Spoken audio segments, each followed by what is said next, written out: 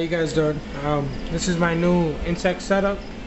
This is the same 10 gallon, but I took the fish divider that my uncle gave me a long time ago, and I just came up with the idea of dividing my crickets and my roaches.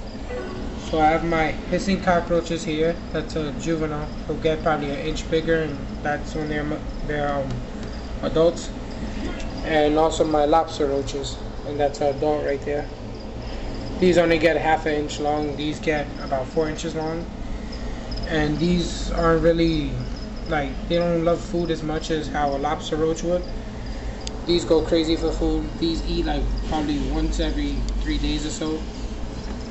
But yeah, I divided the tank up because I've been trying to breed my lobster roaches, and I've been feeding off my crickets because, you know, no one likes crickets, and breeding them takes too much work for me. So when I would come into the tank to pick up the crickets, they will all be mixed up, and when I throw them into my cricket duster right here, there will be lobster roaches, hissing cockroaches, and crickets all in here. And I only wanted crickets. So now that I divided them up, I could leave these alone and just keep on grabbing crickets by themselves. And the crickets have less cartons because there's less of them, and they're smaller than lobster roaches. So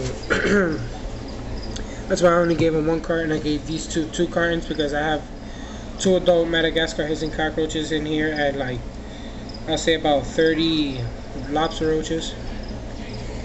For their diet, I feed them dog food, which are the big colorful ones, and then the little rainbow ball ones are bearded dragon food right here. And then the powder is a brand. It's for feeding mealworms and waxworms. So I decided to mix up their feeding, and then I feed them cricket gut loader, which is this right here, but this one is a clear one. So I give them a lot of whatever, I can't say that word, sorry. Give them a lot of different types of food to give my reptiles different types of vitamins and stuff, so it increases their health. And the same thing goes to the crickets here. And then every once in a while, when I have fruits and vegetables in my refrigerator from my mom, I just put little chunks around, but not too much, because when it goes bad, it spoils the cricket gut loader. Then I have the heat mat under here too, to heat up, to quicken the breeding process for them, and hopefully I could get a colony. And then here too, so the crickets could grow faster. And this is pretty much my tank setup for my insects.